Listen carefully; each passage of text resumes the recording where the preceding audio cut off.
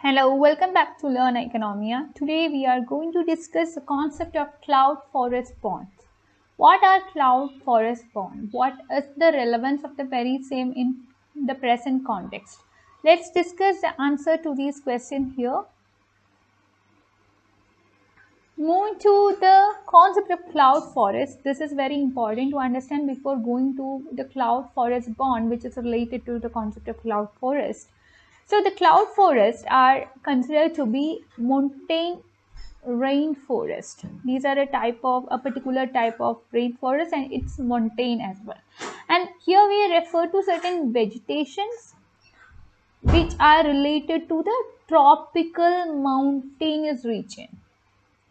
And this is a particular region that would be receiving heavy rainfall, and also there would be persistent condensation, and these two things would be coming or resulting from the cooling of moisture, and the moisture would be pushed upwards by mountains. As a result of the very same, there would be heavy rain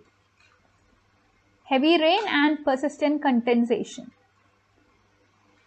And these cloud forests would be characterized by frequent seasonal low-lying layer of mist, and also there would be cloud cover, and that is why the name cloud forest came. The name cloud forest came as a result of the cloud cover, which would usually at a canopy level. And also we could see that we can have rare cloud forest, or the existence of cloud forest is very rare. Existence is rare.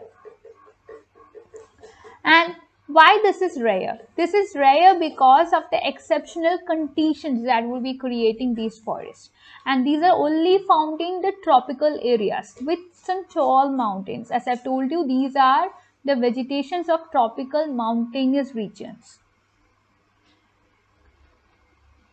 Again, you could see that this is something which could be found along the sides of the mountains at elevations of between 3,000 and 10,000 feet. And this is something that can come as low as 1,650 feet in tropics between coordinates 23 degrees north and 23 degrees south. And also we could see that only 1% of the global woodland could be considered as the cloud forest. Why? We could see that there is a decline of the very same from 11% in the 1970s as a result of the intervention by human beings in these areas. So human beings were conducting several activities there. As a result of that, there was global warming. As a result of the very same, we could have a decline in the area of cloud forest. Again, we could see that 25 countries hold almost 90% of the world's cloud forest, and these countries would include Indonesia, Tanzania, Democratic Republic of Congo, Colombia, Peru, Venezuela, Mexico, and so on.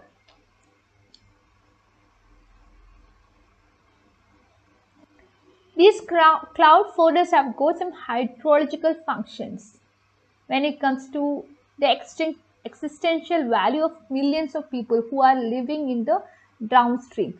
So what can be the hydrological functions when it comes to the cloud forest? This is something too that would be considered in detailed manner, because that has got its impact on cloud forest. Having said that, let's consider the significance of cloud forest. Cloud forest would be capturing moisture from air, and for the very same, cloud forest gives us fresh as well as clean air and water.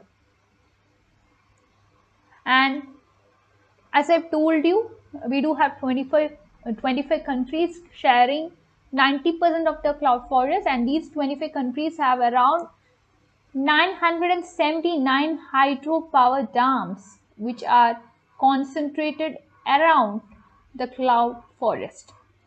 And the total value of hydroelectricity which would be generated from these area depends on the cloud affected forest in these 25 countries, and this is estimated to be around something like $118 billion over 10 years. Having set a detailed description on cloud forest, we are moving on to the concept of cloud forest bonds. Cloud forest bonds will be providing incentive to government to protect the cloud forest. So this is basically to cloud forest bond is to protect this forest. And as I told you, this is very rare, and for the very same reason we have to protect this, and also because of the declining area of this particular forest, we need to protect this area.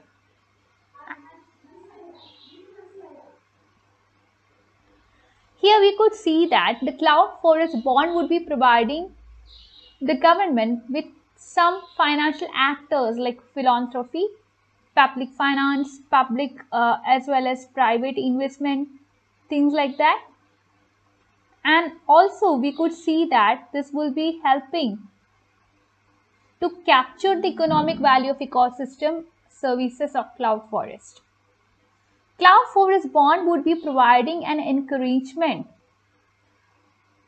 when it comes to carbon storage, and for the very same reason it would be providing some financial assistance to set up the sovereign level carbon finance scheme. This is another important feature that you can have in cloud forest bond, and also this will be providing some payments for the ecosystem services.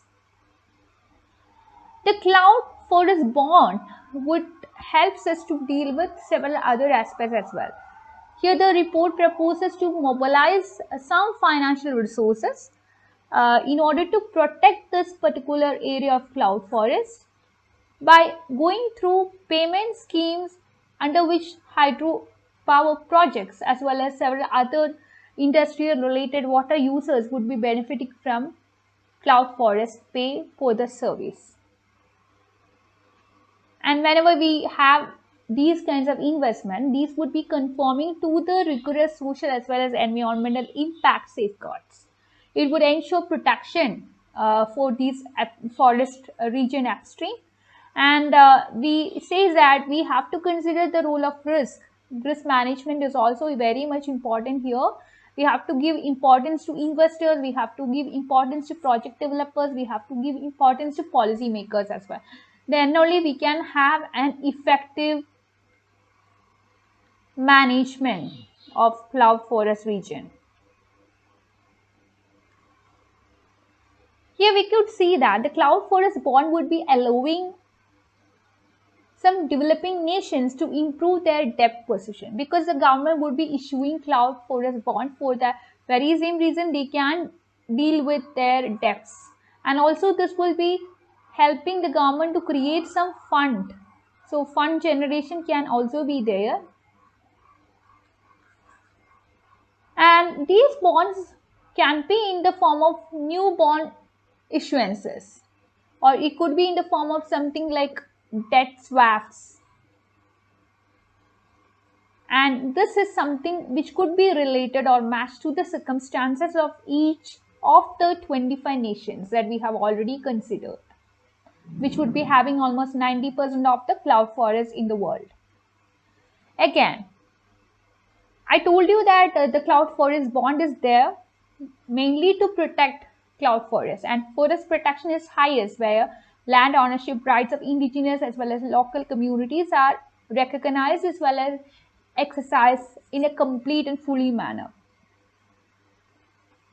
This is by providing a fair share of benefit from forest carbon as well as water revenues to the people, the indigenous people or local communities.